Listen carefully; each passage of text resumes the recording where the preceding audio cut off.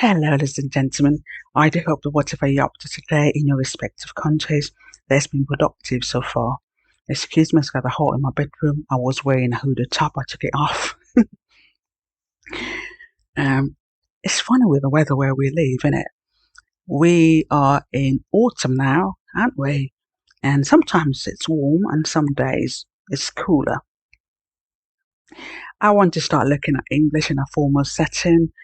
This part of the workshop, I want to move on to if you were going to use English in a formal setting, how you might do so.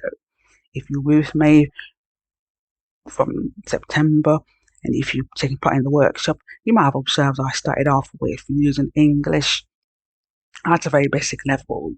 So in the second half of the workshop, we're looking at the figurative and creative use of English. Before I start looking at mood today, in using English in formal settings, I want to quickly say something. I have observed that some people on the page do not watch my videos, do not watch my reels, which are bite-sized videos. You do not take part in the activities on the page. And lo and behold, I say, competition time. Everyone likes the word competition. Someone is going to send you a poem. They're going to send you a story that is so badly written, you'll be like, I'm going to choke on my shepherd's pie. I'm going to choke on my shepherd's pie because what I've looked at, beg your pardon, people haven't revised.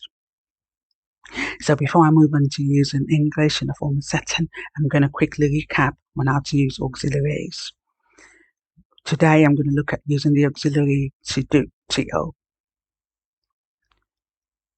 To do, D-O.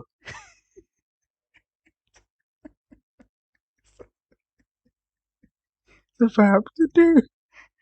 I've lost my marbles. I'm a bit like Sylvia Blythe and I've lost my marbles. Okay, so in auxiliary shop, we had three verbs. Let's recap what they were.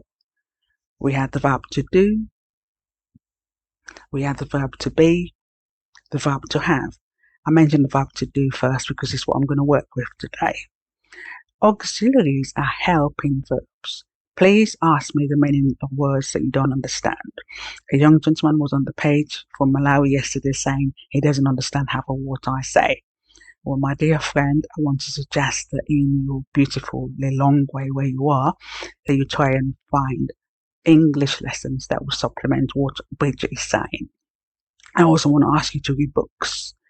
The best way to learn the language is to read books. Watch the BBC. Don't just sit there watching Maya and, watching funny things that make you laugh. Try and do something that's going to improve yourself.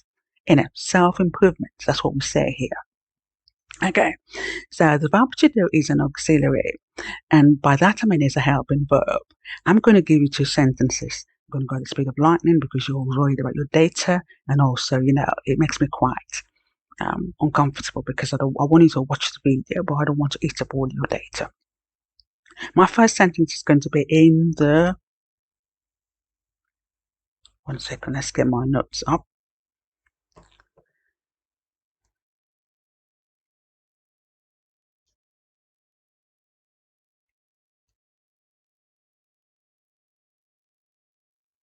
My first sentence is going to be in the indicative mood.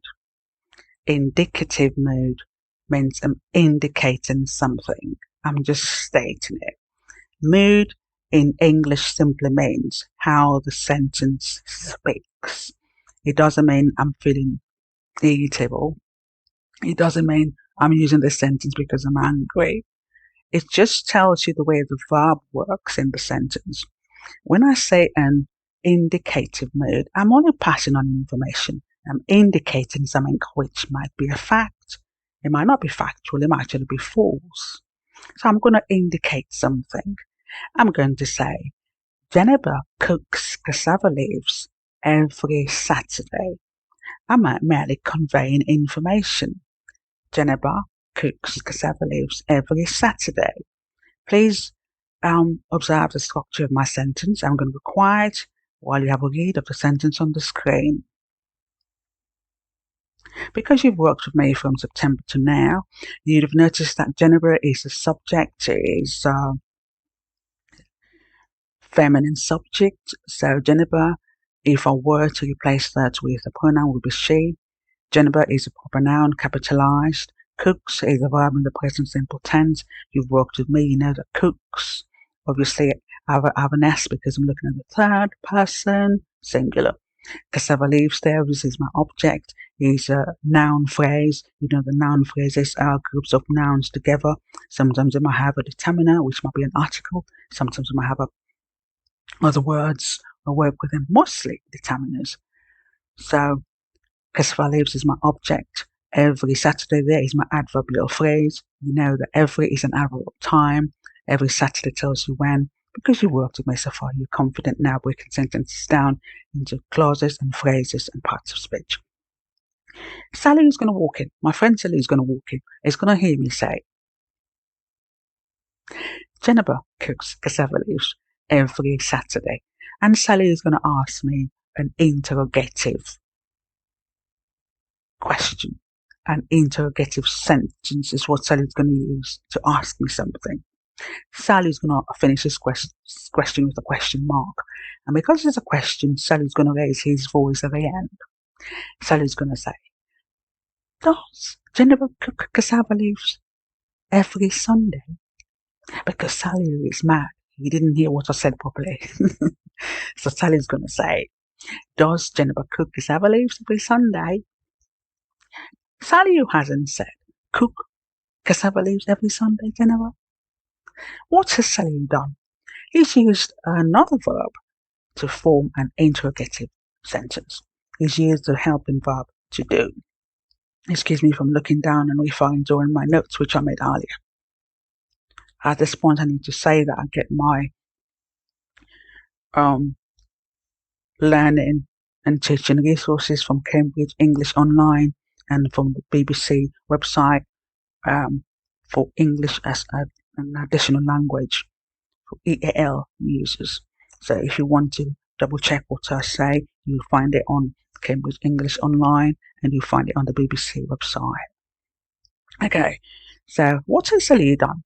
Please have a look at my sentence on the screen. Does Jennifer cook cassava leaves every Sunday?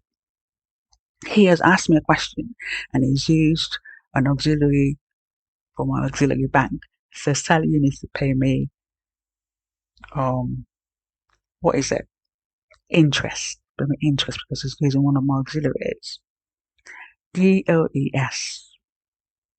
Why have I used DOES or why has Sally used DOES?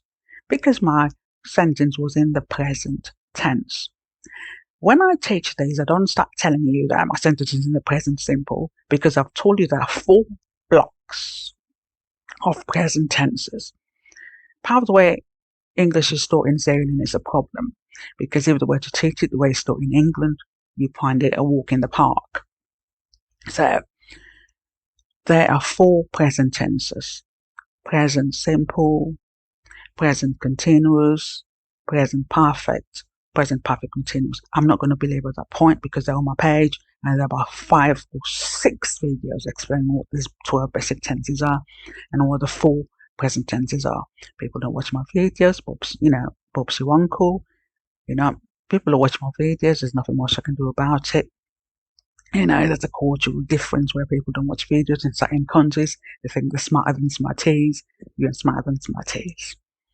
So, does there is the present simple. Does Jennifer cook cassava leaves every Sunday? Because the verb do has already done all the work for my main verb to cook, Sally doesn't need to say, does Jennifer cooks cassava leaves every Sunday? The verb to do does all the work that the other verb should have done. That's the best way for me to explain it. So, my main verb, which is cook, is now in the infinitive form. I'm using all the terms. A gentleman from Malawi told me the other day he doesn't understand half of what I say on this page.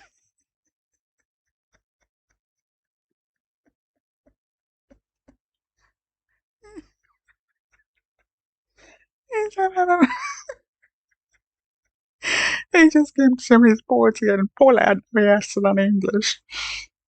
Oh, sorry. Infinitive just means that the base form of the verb is what we're using. Don't worry about my technical terms. You don't need to know them. All you need to know, young lad, is how to use the verbs correctly. Cook there comes from the base form of the verb to cook. The auxiliary has two forms, and the two forms will be to cook or cook. It doesn't only refer to the verb to cook, because someone the other day asked me some question. I was like, what? Where did I say that? I'm not saying that to cook and cook are the only infinitives. Another example might be to eat or eat. For my purposes, I want to show that because Salih has used does, he doesn't need to inflect the verb to cook. Believe you me, I was reading a story yesterday and the person was making these mistakes because in your beautiful languages you conjugate both verbs. I suppose that in your beautiful languages both verbs need to be put into the tense or the gender.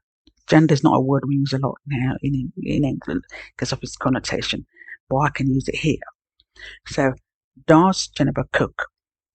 DOES plus cook. Please use the infinitive. What if I want to use a negative sentence? I'm going to answer Salih.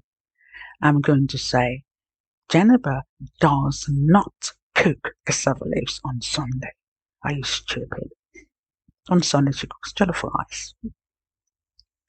So, Jennifer doesn't. Jennifer doesn't.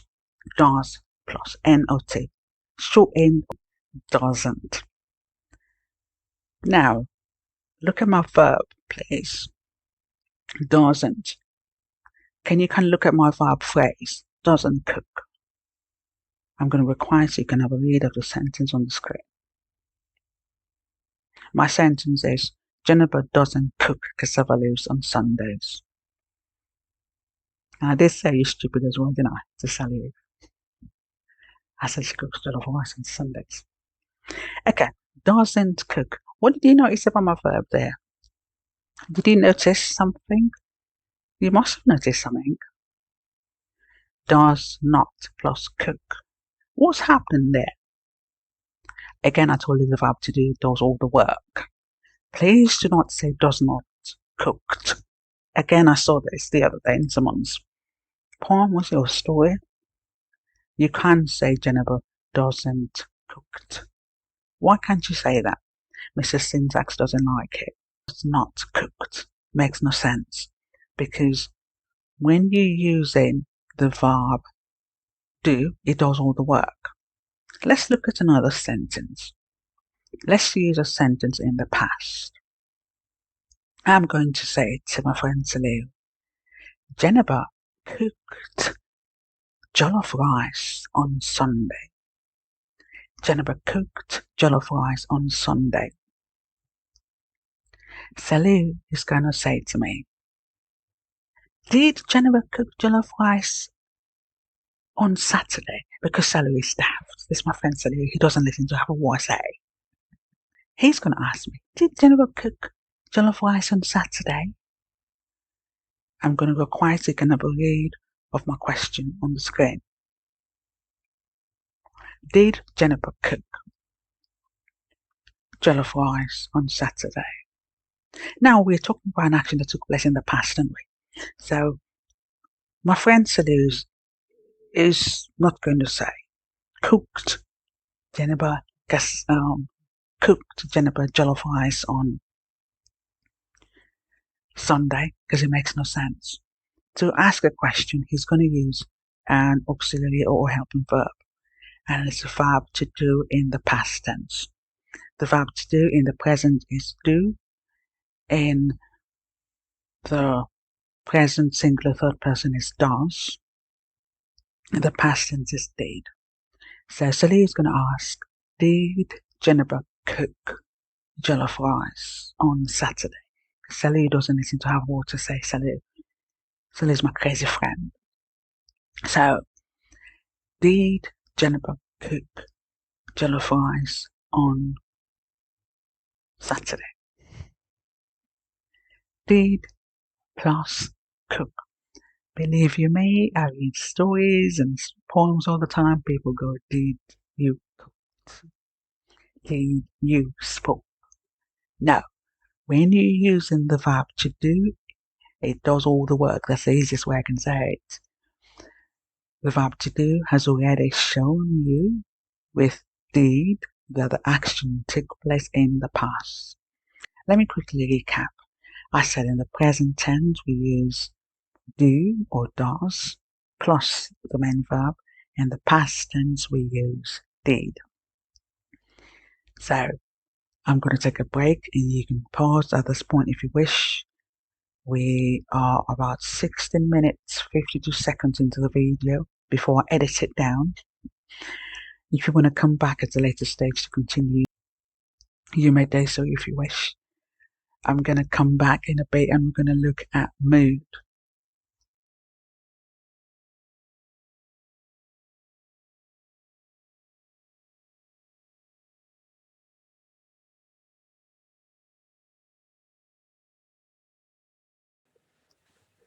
Hello ladies and gentlemen, I just want to quickly look at the verb to do. Yesterday we started off by recapping a knowledge. What I'm saying is already on the page. There are videos on the page from last month that explain how the verb to do works as an auxiliary. Yesterday I looked at how it works in the simple past and simple present. So for instance I said, my friend Saliu asked me this question. Does Jennifer cook cassava leaves on Sunday? Does Jennifer cook cassava leaves on Sunday? Does plus cook. So the auxiliary there is does, and cook is the operative or main verb. The reason why Saliu asked, does Jennifer cook cassava leaves every Saturday, is because the action takes place on a regular basis. So we use the present simple tense to describe an action that takes place all the time or is a scheduled activity. For more details on the 12 basic tenses, kindly have a look at my earlier videos in the workshop or the post on the page. Okay, so why did Saliu say does Jennifer? Why didn't he say do Jennifer? Let's have a recap of how the verb to do works with pronouns that are singular and plural. We say I do, or in the negative, don't. You do, don't. He, she, it, does. He, she, it doesn't. We do. You plus one, do, don't. So let me go back to we then. We do, we don't. You do or don't. They do or they don't. Don't forget, does goes with the third person singular. Okay, so how about the past tense did? Do you remember what my friend Saliu asked me yesterday as well? Didn't he say, did Jennifer cook cassava leaves last Sunday? Did Jennifer cook cassava leaves last Sunday? Because the action was in the past. And do you remember what my reply was? My response was, of course she didn't. Of course she did not. Of course she didn't. She cooked jollof rice. So, did plus cook. What happens when we have the auxiliary, the verb to do? What does the verb to do? It is a helping verb, so it does all the work that the main verb should have done. So the other verb is then in its base or infinitive form. For instance, we say to cook or cook. Those are two forms of the infinitive The two forms of the infinitive are with the preposition to, or in its base or bare form, just the word by itself. Cook, for instance. So let's quickly move on today to when we're looking at continuous tenses. A quick recap of continuous tenses already on my page. Continuous tenses are ones that end in ing. For example, we're going to work with the word doing. So my friend Sally is going to walk in this minute as I'm recording this video, and Sally is going to say, "What are you doing?" Doing, because the action is taking place at the minute, it infers that it's ongoing, doesn't it? ing. And because I don't want Sally to know what I'm doing, I'm going to say, "I'm not doing anything." Pay attention to the word anything, please. If you're a page follower and if you read what's on my page, you would remember that anything is a pronoun. It's already in the list on my page. It's a pronoun. Now, what does anything there do? The reason why anything is a pronoun is because it's replacing the activities that I would have done. The word activities there is a noun. Anything is a pronoun which is replacing the names, the nouns of the things I would have ordinarily done. So I can say I was not doing nothing, or I'm not doing nothing, because I have already used not. So you ask me, "What are you doing?" I have gone, "I am not doing," plus anything. So remember that after not, we use any. I can't say I'm not doing something. I can't say I'm not doing nothing. Please have a look at the sentences on the screen. So my friend Sally is very nosy, isn't he? Because he's going around looking for things to write, in his blog, isn't he? So he's going to ask me this question. He's going to say, "Well, what were you doing yesterday afternoon?" Oh, what were you doing yesterday afternoon? Past continuous. Were you doing? Were doing. So what's happening here? He has combined the past tense from the verb to be, the auxiliary were, plus do. So were doing. Let's quickly have a recap of this tense. I was doing. You were doing. He, she, it. He was doing. She was doing. It was doing. We were doing. You were doing. And they were doing. So back to my question. Sally's gone. What were you doing yesterday afternoon? And I'm going to reply to Sally because I don't want him to go and put it in his blog. I'm going to say, I wasn't doing anything. I wasn't doing anything. Please have a look at the sentence on the screen. Now, Sally is nosy, isn't he? So Sally is going to go visit Abu Bakr on Wilkinson Road. As soon as Abu Bakr has given Sally some ginger beer, Sally's going to tell Abu Bakr, Bridget wasn't doing anything yesterday. In a reported speech, Bridget wasn't doing anything yesterday. Have a look at the sentence on the screen, please. Quickly to finish on time so you don't run out of data. Sally is going to come back another day, and because he's looking for something to put in his blog, he's still looking for something to put in his blog, isn't he, Sally? He's going to say, do you know who will win this year's writing competition? Look at my question, please. Do you know who will win this year's competition? Do you know who will win this year's writing competition? Please have a look at my sentence on the screen. Interrogative sentence. It ends with a question mark. It begins with do. Can you see where I've placed my verbs? Can you see how my pronoun you is between the two verbs? That's the question, isn't it?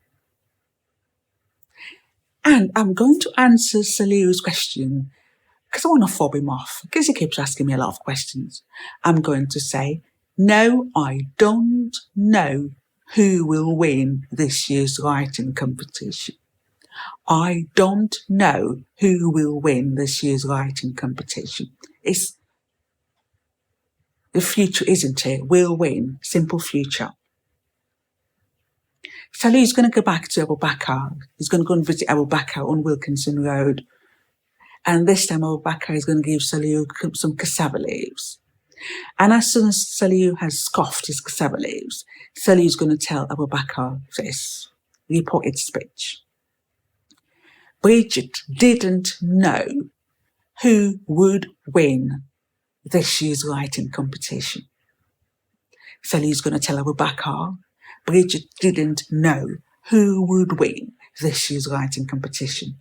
Because my verb, didn't, is in the past. So that's why Saliu, because he's clever, even though he asks a lot of questions, has put the other verb, would, in that tense. Because he's reporting it, isn't it? Please have a look at the sentence on the screen. Do you use the verb to do? I hope you're going to say, yes, I do. And you ain't going to say, I don't.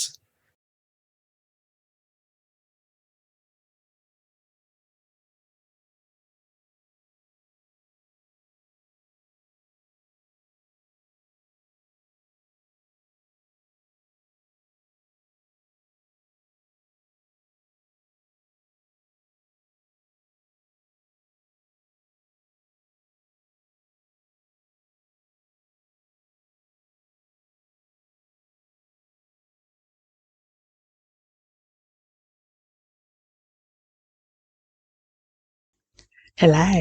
Do you have a nice break? Do you still have ginger beer? Do you still drink it?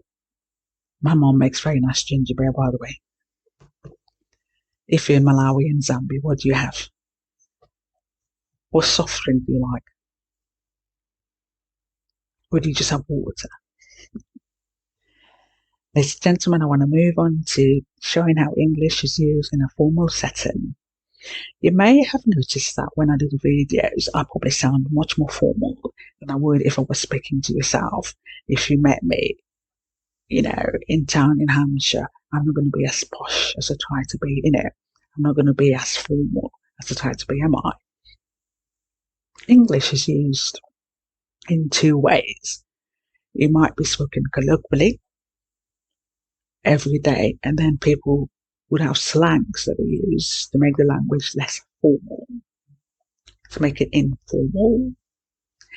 If I were expected to use English in my place of work, for instance, if I were a journalist, if I was a school teacher, if I had to write a letter to my boss, how might I word that letter and how might I use English? Well, that's basically how it's used in a formal setting, isn't it?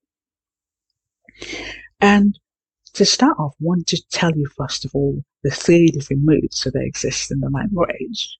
So there are three different moods in English. I'm not talking about whether I'm not Bridget's irritable today because she hasn't had breakfast. That's not what I mean. So let me show you how formal English differs from the colloquial use of the language. If I say that my mate Sally is a wind up matching in it, jeez, man, I don't know what's wrong with him. It's fake in it, has a plank in it. That's Sally. Some of what he says sometimes I wonder whether he's got a screw or something, or there's lost his marbles in it. The guy's a donut in it. It's a complete and utter moron, is it? Obviously, that's using English colloquially. And you might have heard me if I just say in not very pleasant terms. It doesn't mean I'm being rude. It's just how you speak. And lots of times when you use English here, you exaggerate your emotions. It doesn't mean you're being uncouth. If I met you for the first time, if I was speaking to you on social media and I want to be polite, you might hear me say, ladies and gentlemen, I hope the words we've been up to today. It's been productive. May I remind you that on this platform, I try to help you use English just to improve your life skill.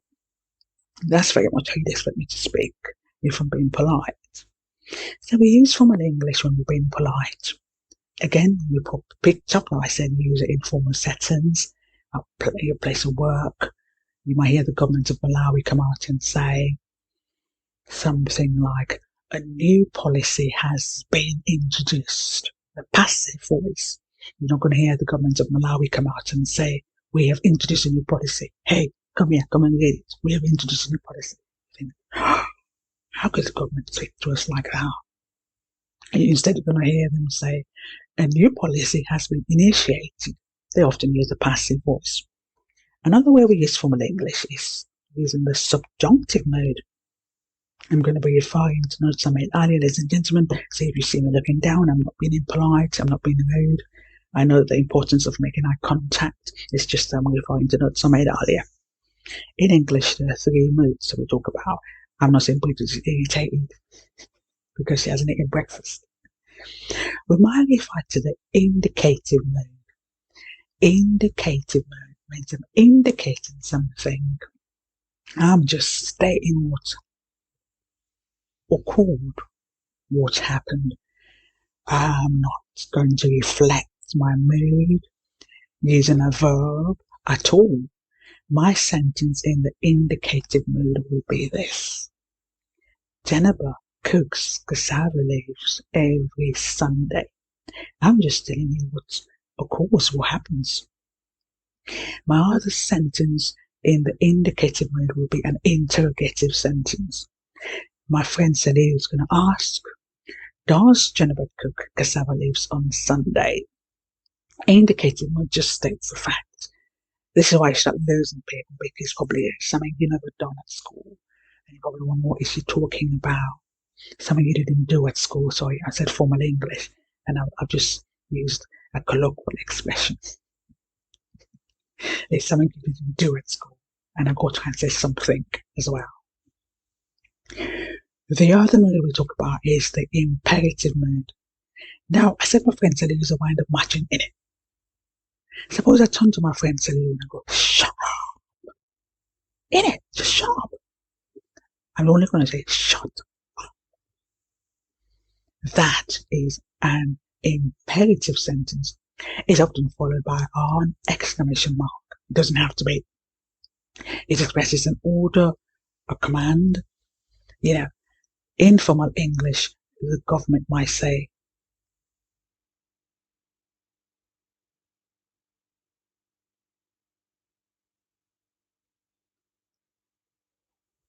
pay your taxes. Pay your taxes. It doesn't have to be followed by an exclamation mark. But it's an order, isn't it? So often, when you're using the imperative mode, you might have noticed the sentence begins with a verb. So when I said to my friend, Celine, shut up, I actually use a phrasal verb. Now let me break that down. So what do I mean? So in English, we have verb phrases. My verb phrase will be two or more verbs working together to connote meaning in a sentence.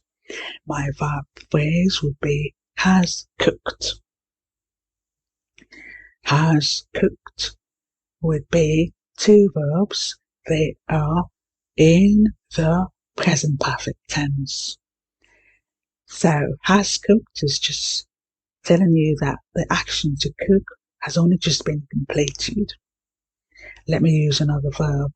So the shop shut at 6 o'clock. Shut means closes. another sentence, because I'm going to join all my verbs together. I'm going to say, I move up to the next year. So, suppose then I say to my friend Sally, shut up.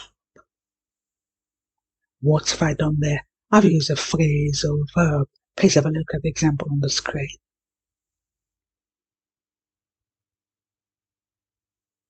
It's very quiet where I live during the day. I like it here. It's right in the heart of the countryside. So, shut up there is a new phrase that connotes a different meaning from the dictionary meaning of the word shut or the dictionary meaning of the word up. Shut up means be quiet. Phrasal verbs are a new way of using a verb with a preposition or an adverb to connote a different meaning. I just digress to explain that. Please, if you don't understand phrasal verbs, they're on the page. If you don't know what verbs and prepositions and adverbs are, mate, they're on the page. So, again, like I said in the earlier part of the video, people don't watch my videos. They don't watch anything except I say in Creole or Chichewa. If you want people to respond to you, a joke in Chichewa, or say something about a Sierra Leonean man chatting you up, there's a mismatch of expectations. I'm here to,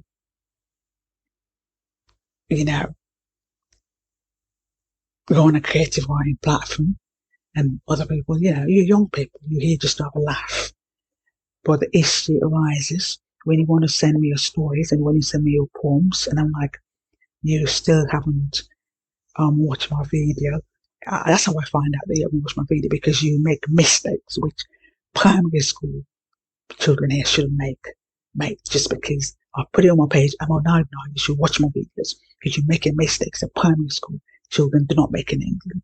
English is spoken at a very high standard here. It is their language. So what is the subjunctive mood then? Is what you and I would hear in formal English.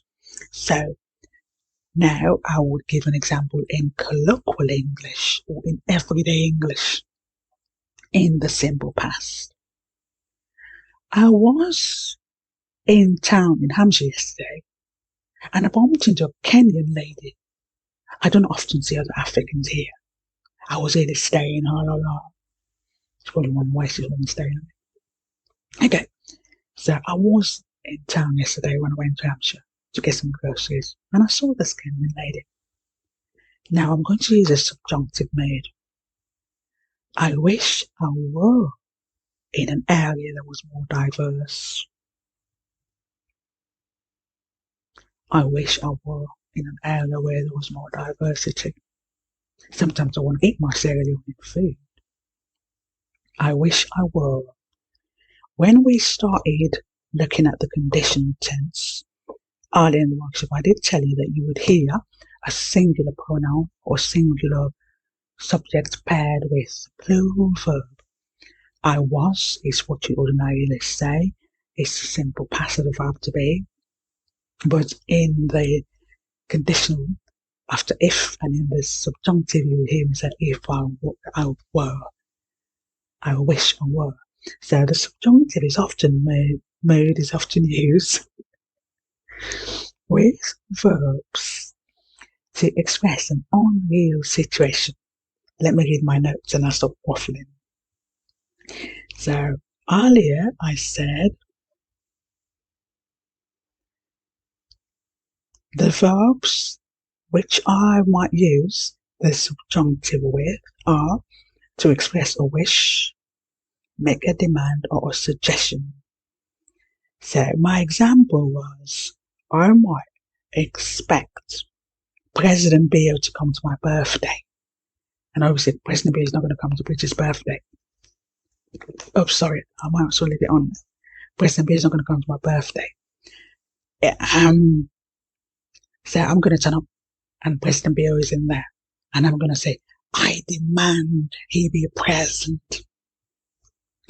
I demand, I insist, I demand he be present. I'm going to pause this just to take my top off. So basically, we were looking at the subjunctive mood. If you want to take a break and come back, you might do so at this point.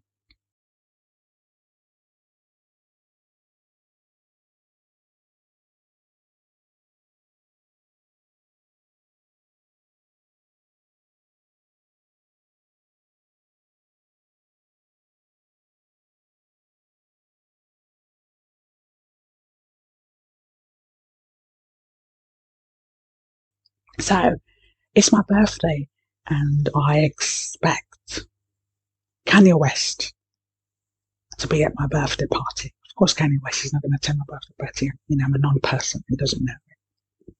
I've turned up. Kanye West is not there. And I'm going to say, I demand he be present. Oh, what's happened there? Please have a look at my sentence on the screen. I plus demand plus he plus be plus present. I'm expressing a hypothetical situation, an unreal situation. I've already gone over this when we looked at conditionals. And basically, I'm using the verb to demand, after which I've used the verb to be in the infinitive. And once I've used the verb to be in the infinitive, I'm going to use another verb in its infinitive form as well. You wouldn't know that, except I'm using the third person form of the present simple tense. I'm going to break all of that down into everyday speech. I is my subject pronoun. My verb demand is expressing a subjunctive mood, plus he. Oh my goodness, I'm again using a subject pronoun. I demand is one clause. He be present is another clause. He plus be. Be is the verb to be in the infinitive. To be or be. After that, I use another verb that's also in its infinitive or base form. We have looked at infinitive verbs. They come in two forms: to be, to do, or be or do. When you drop the to preposition, we call it the base form of the verb. So my verb present is in the base form or the infinitive form. I demand he be present.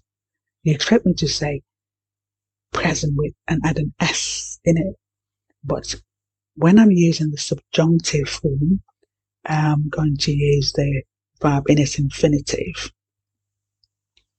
Let me use an example which would be easier to understand. First of all, let me state this. I was in town yesterday in Hampshire and I saw a Kenyan lady. I was staying and I wasn't out because I don't often see other ethnic people here. I wish I were in a more diverse area. So I wish I were. I were. You're probably wondering, why am I using were, which is the plural of the verb to be in the simple past with a singular subject pronoun I? Well, because I'm using formal English and my verb wish is expressing a subjunctive mood, or also it might be the condition. So I'm using were because it's an hypothetical and unreal situation. If I were, I wish I were in a more diverse area. You're not going to be using formal English except you're probably a journalist, you probably work for the government, you're in a university, or like myself, someone might ask you to write on a topic. And because I'm asking you to write on a topic, you're going to be using formal English. Okay. Let me look at another example which I have here. The other example which I'm going to borrow is, I wish it were real. I wish it were real. So after the verbs demand, wish, and insist, we're probably going to use a subjunctive mode. Let me look at something else I made earlier.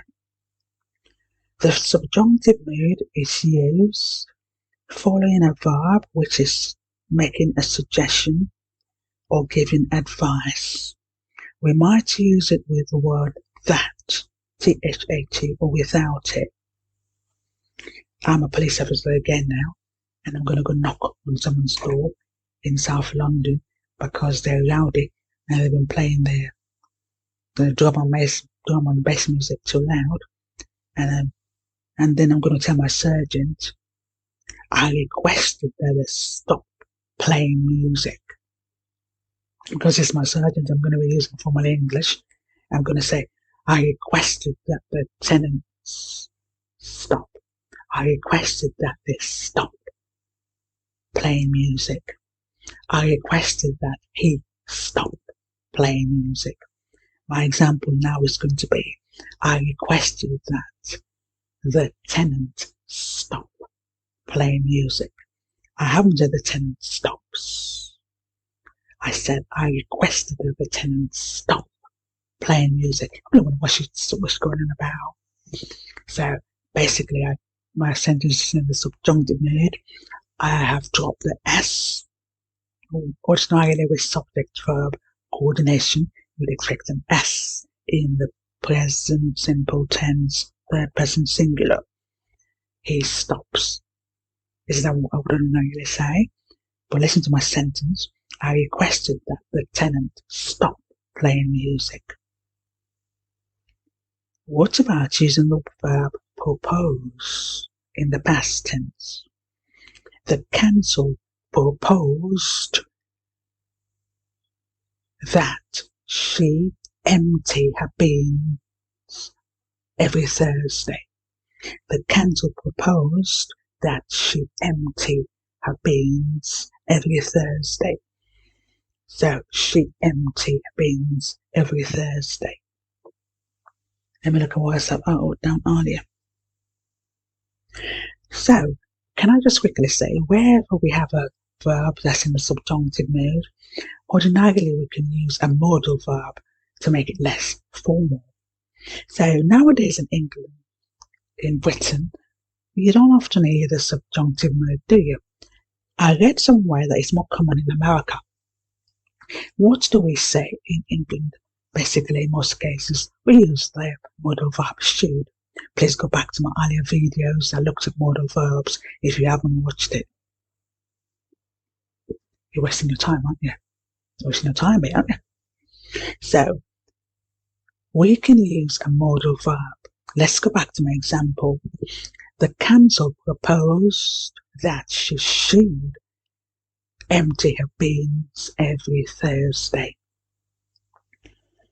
So, wherever you use the subjunctive, you can very well use a modal verb instead. Should. That's the modal verb you're going to be working with. Salim advised Abu that he should work harder. Subjunctive, informal. The doctor suggested that I do more exercise. Subjunctive, formal. The doctor suggested that she do more exercise. What she do sounds rubbish. Is actually in the subjunctive. Another way around this, you can say, the doctor suggested that she does more exercise. Of course, it's also colloquially correct to say the doctor suggested that Bridget does more exercise. Subjunctive forms in the negative using not. We can also use the subjunctive in negative forms, ladies and gentlemen. I'm going to tell my sister that I want to go to Lilongwe. And because my sister is posh, my sister is going to say, it is best that you not go to Malawi. She's going to say, it is best that you not go to Malawi. She's going to say, I suggest that you go to Spain. My first example is, it is best that you not go to Malawi. Nowadays, in colloquial English and in less formal settings, you might hear, it is best that you do not go to Malawi. What I'm just teaching is because some of you use English in formal settings. It's also acceptable using the subjunctive mood with the continuous or with a verb that ends in ing to say, it is imperative that the taxi be waiting for President Bill when he arrives. It is imperative that the taxi be waiting for President Bill when he arrives. Be waiting. Excuse me. Oops, excuse me. Let me quickly finish up so I can have a drink of water. Look at my sentence. It is imperative that the taxi be waiting for President Bill when he arrives. Passive voice. Let me see what sentence I made earlier. I'm just having a read of my examples. Okay, so we can use it, with the passive voice as well.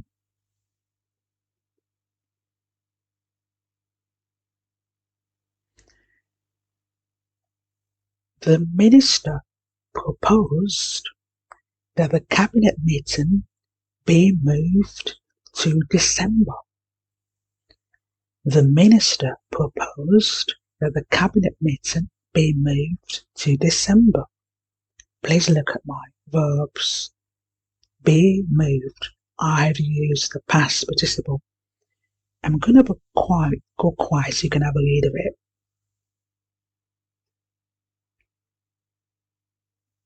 I don't know whether you use English formally. You might or might not, I don't know. I'm going to quickly finish up with these examples because I've got to go do my house chores. Have a listen to my examples in the subjunctive.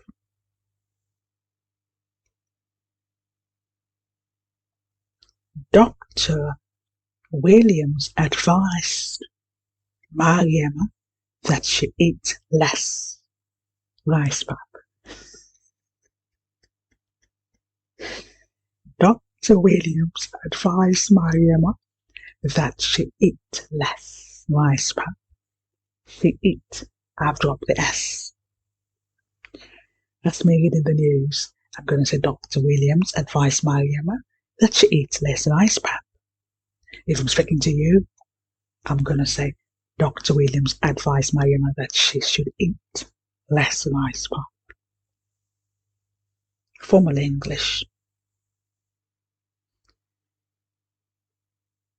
Freetown City Council asked that the shop keep the noise down. Freetown City Council asked that the shopkeeper keep the noise down. That's a better example. Freetown City Council asked that the shopkeeper keep the noise down.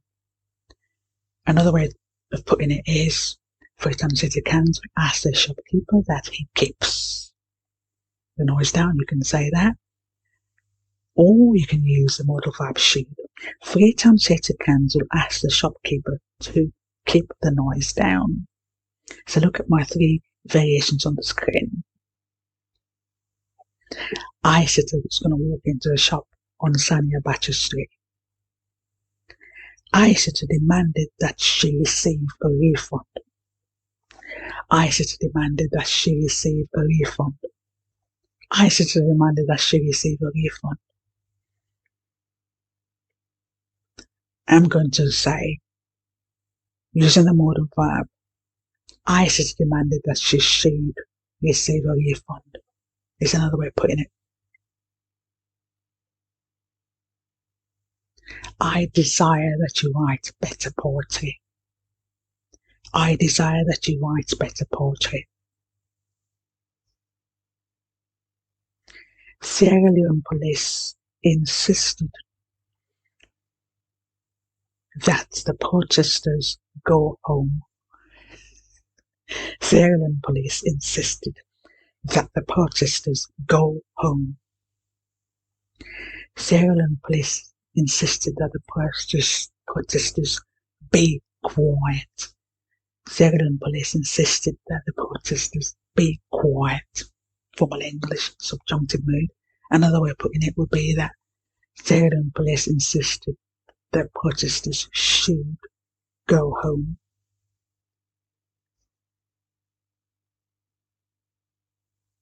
I recommend that you eat jollof rice every Sunday. I'm going to recommend that. It's my favorite dish. I recommend that you eat jollof rice every Sunday. I recommend that you should eat jollof rice every Sunday. It's another way of saying it. Oh, to make a request. Excuse me. The Vice President required that the meeting be moved to the council hall. 2 more to go and then we're done. I suggest that you be more attentive. I suggest that when you're on my page, you pay more attention to my videos. I suggest that you be more attentive. I suggest that you should be more attentive. Last one. I urge you to read more books.